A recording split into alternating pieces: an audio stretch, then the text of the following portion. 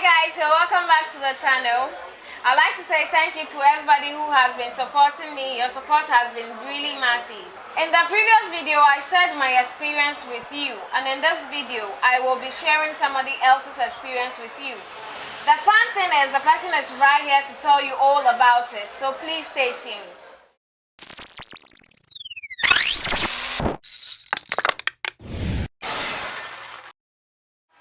So, our guest is here. I'd like for him to introduce himself to you. Yeah, I go by the name Nicholas, the CEO of Olipeme Classic, and I'm here to share my story with you. So, I'd like to ask you, is depression real? Depression is very real. People normally mix depression with mood swings, but mood swings is not depression. Depression is very real. I think when mine started, I didn't really take it serious because I thought it wasn't real. I thought I was having mood swings, like you said. So, yeah, it is really real, but people tend to not think about it or really go into it. So, how does it feel to be depressed? How does it really feel? It varies from individuals to individuals, and it's also based on your experiences and how you handle emotions. So sometimes people tend to sleep a lot, others tend to eat a lot, others tend to just go off like being... And I cried a lot. I used to cry myself to sleep a lot. Wow. So it varies. Yeah, it varies from... How did your emotions, how are they? I think I tend to sleep a lot because naturally I like to be on my own. I was an introvert, so I really didn't notice I was depressed, but I felt it was a mood swing, as I said earlier. I like to be on my own. Little things get me upset, so I thought it was just a normal feeling. Okay. Little did I know I was. So at what point did you notice this was happening? This is what was happening to me. I think it's something serious. It's not just a mood swing. It's something really, really, really deep, and you had to get help from. So mine was quite, I think it got serious when I attempted suicide. Wow. Yeah, when I attempted suicide. Around that time, I think that was around 2012. I was in senior high. And I don't really know. I was just there one day and I went like, it's done. Like, let me just take my life. I tried it. I think I was in the hospital for 2 months. I was in a coma for 2 months after attempting suicide. Yeah. So what triggered all that emotion? And what triggered your suicide thought? What really triggered it? I think mine was, I wanted to feel accepted, I wanted to feel loved, and I wasn't really getting that. I don't know whether the kind of love I wanted, I wasn't getting it from the right people I wanted it from, because initially I lost my parents when I was very young. My dad passed away when I was 3 months old. I never stayed with my mom. I never knew who my mom was. So, growing up, I felt love because I was having 1-2 people around me. But later, they also passed away. And that was when I was like, the love I needed, I wasn't getting it. So yours was more of a lonely moment, a child who was looking for love, and you grew up with it. Yeah. So I think after the whole situation, after the people that really care for me also passed away, that was when I felt very lonely. There is one thing I've noticed. People feel feeding someone or feeding your child, schooling your child, and all giving them material things is providing their emotional needs, and that's not how it is. Because I just wanted to hear someone tell me, I care for you, it's going to be better, you are doing well. But I never got those encouraging words. It was more of, okay, I've done this for you, just take it from here. So I think it's really very emotional. It's more of an emotional need rather than you providing physically for the person. And I think that's where this whole depression problem really starts from. Yeah, so the issue is I was a bit of a bad boy. You understand? I was a bit of a bad boy. So me being a bad boy, also I think my family didn't take me seriously because they felt, oh, it's a child being a bad boy. Yeah, he's astray, so why yeah, think about him? Why think about him? And I think the more they think that way, the more we distance from each other. So it got to a point I felt like, okay, mom is dead, dad is dead. What else? Let me just be on my own. I know I'm the only one now. People don't really care about me. Because whatever I do, they tend to complain. They don't really ask, what's really wrong with you? Why are you behaving this way? With your bad boy ways, you were really seeking for attention. Because I wasn't getting it. So I was like, okay, when I do this, you come back and ask me, okay, why did you do that?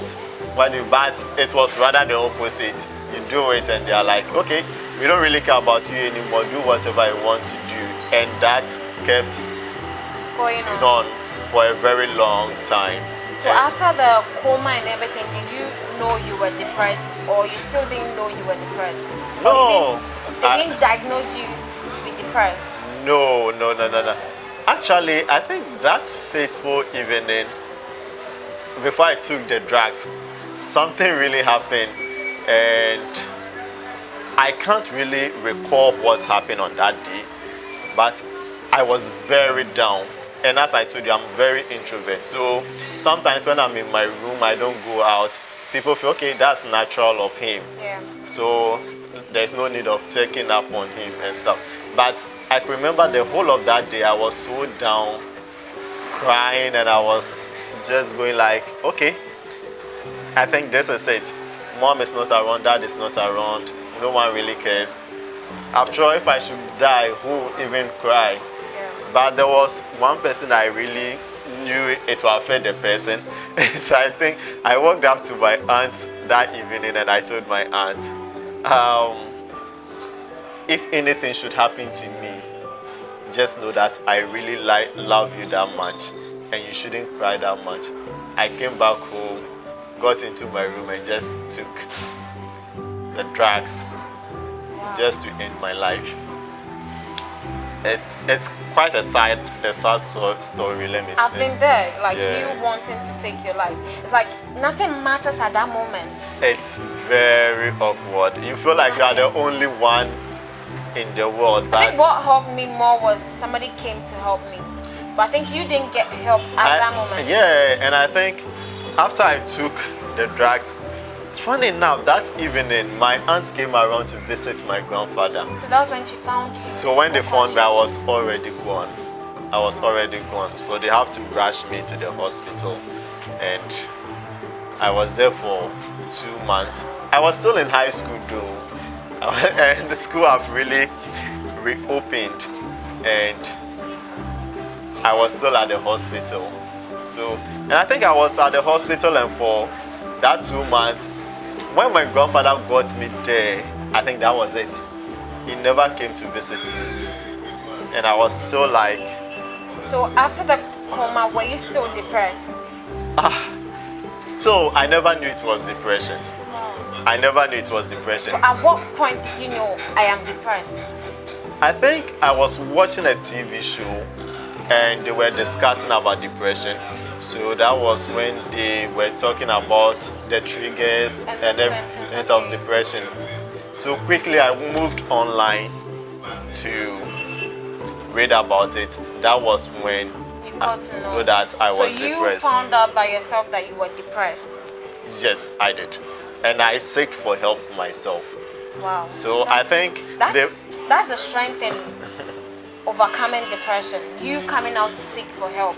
But people don't know that. yeah, but I never entrusted any of my family members. I information. never talked to a friend about it. Never.